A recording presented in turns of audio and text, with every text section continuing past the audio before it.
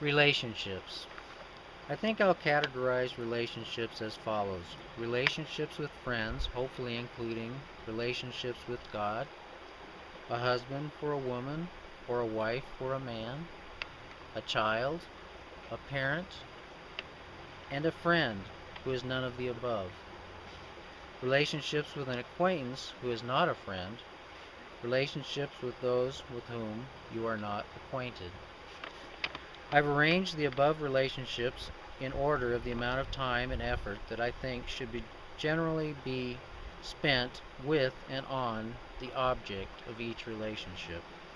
Although I think every person is important, I also think that the nature of the relationship determines the relative time priority of one relationship over another. For example, I think that God is Creator, perfect lover, and Lord of all, and that we are totally dependent on Him for all good things. Every good gift and every perfect gift is from heaven above, and cometh down from the Father of lights, with whom is no variableness, neither shadow of turning. James 1:17, King James Version. Therefore, I think He has the highest priority. Similarly, in getting married, I think we accrue a higher obligation for care and intimacy than with other relationships. So I give one's spouse second highest time priority. Then in bringing up a child or bringing a child into the world, I think we owe them an obligation of care and upbringing and friendship, giving them third time highest priority or third highest time priority. Also, I think we have an obligation to honor our parents, regardless of their behavior. Honor thy father and thy mother, as the Lord thy God hath commanded thee, that thy days may be prolonged, and that it may go well with thee in the land which the Lord thy God giveth thee. Deuteronomy 5:16, King James Version. And they have the fourth highest time priority. On the other hand, friendships do not necessarily have the obligations attached to them that marriage and child-parent relationships do. However, they still require regular time commitments to build and maintain them, making them the fifth time priority. Whereas acquaintances and non-acquaintances require the normal obligation of love without regular time commitments. Owe no man anything but to love one another, for he that loveth another hath fulfilled the law. Romans 13:8, King James Version. Making them the sixth and seventh time priorities. Circumstances might dictate that priorities be rearranged for an undetermined amount of time. In cases where this seems necessary, I think that it should be done if it is thought to be God's will, and with respect to, and if possible, with the blessing of the deprived party. A possible example might be an ill child or parent or friend who requires more than the normal amount of time. Relationship with a friend. Friendship seems to be the basic relationship. I think that all relationships may be discussed in terms of friendship. And I believe that vital relationships are or should be friendships. A person may be aware or unaware of another person. A person may have met, become acquainted with another person or not. A person may love another person or not. However, to be a friend, I think a person must not only be aware, acquainted, and love another person, but also set aside time for them and initiate communication with them at reasonable intervals. After all, a person could conceivably meet, become acquainted with with hundreds of people in a day and love each one, albeit for a short period of time or limited period of time. But being a friend implies that some level of intimacy has been achieved, and I assert that achieving and maintaining intimacy requires regular investments of time. I think that friendship requires that two people love one another and that they take the time necessary to communicate with one another, to build thereby establishing and maintaining confidence in one another's love and maintain the friendship. I think that one difference between a friend and an acquaintance is that a friend chooses to set aside time at regular reasonable intervals to initiate communication and to communicate with their friend, whereas an acquaintance communicates with their acquaintance on a catch-as-catch-can basis, or when they happen to cross paths. I think the quality of a friendship can be determined to a great degree by the amount of time spent communicating with one another in love, the equitability of the communication initiation, and the personal nature of the subject matter discussed.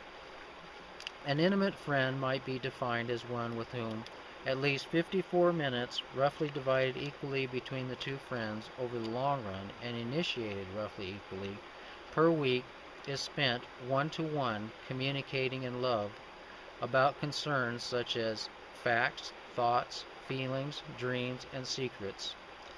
A close friend might be defined as one with whom 54 to 107 minutes, roughly equally divided between the two friends over the long run and initiated roughly equally every 2 weeks, is spent one-to-one communicating in love about the same things one might discuss with an intimate friend.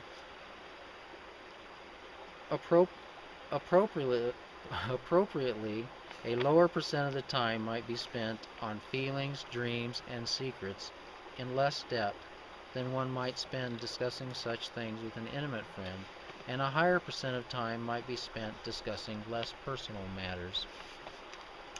Following the same trend, a casual friend might be defined as one with whom 54 to 107 minutes, roughly divided equally between the two friends over the long run and initiated roughly equally, every month is spent one-to-one communicating in love about the same things that one might discuss with an intimate or a close friend, except that appropriately, a still higher percent of the time spent together might be spent discussing facts and thoughts, and a still lower percent of time might be spent discussing feelings, dreams, and secrets in less depth. With an acquaintance, almost all the time spent together might appropriately be spent conversing about facts and thoughts, and almost no time, if any, spent discussing feelings, dreams, and secrets. Also, there would normally be little, if any, time spent communicating with an acquaintance one-to-one. This could change if you and they choose to explore being friends. One might ask, why might it be generally appropriate to talk more about personal things, such as feelings, dreams, and secrets, with people that one spends more time with? I think there are several profound reasons for discussing things of a personal nature with a trusted friend who cares for you enough to regularly set aside time to communicate with you about things of a personal nature. One is that feelings and dreams seem to be generally more complex and difficult to communicate than facts and thoughts, and therefore simply require more time to communicate and be understood. Secondly, when I am communicating my feelings, dreams, and secrets, I generally prefer that the listener care about me, be empathetic with me, be supportive of me, and keep my secrets confidential. In fact, it might be downright disconcerting for a careless or malevolent person to get a hold of my secrets, especially my deepest and darkest ones. I would generally think that a person who cares enough to invest more time in me cares about me more. Also, I think it takes time to harmonize enough with another person to feel empathy for them, and time to build up trust in a person. Generally, I think trust is best placed in people with integrity, people who speak the truth and do what they say they will, who keep confidences. How else might we learn the character of another person but by gradually observing and testing it over time? Well, thou good servant, because thou hast been faithful in very little, have thou authority over 10 cities. Luke 19:17.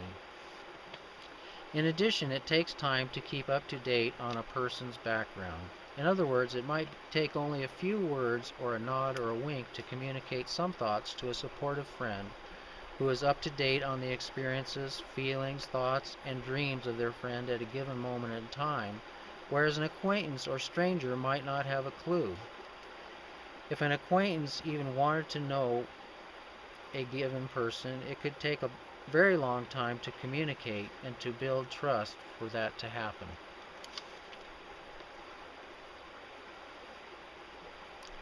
Initiating communication in relationships.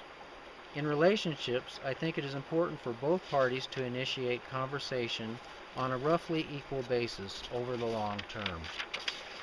I suppose the best way to describe initiation of conversation is with an example. Fred wanted Mary and Joe to meet, so with Mary and Joe's permission, Fred gave each the other's phone number. The following day, Mary called Joe. In doing so, Mary initiated a conversation. If Joe answered Mary's call and conversed with her, then it might reasonably be expected that Joe would initiate the next conversational exchange. Now, if Joe's answering machine answered Mary's call and Joe got the message and reached Mary later, then Joe did not initiate the exchange. He responded to Mary's initiation.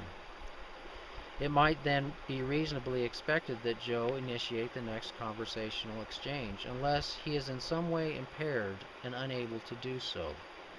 Similarly, Joe might have answered Mary's call but not have had time to talk. He might have then told her that he would plan to call her later.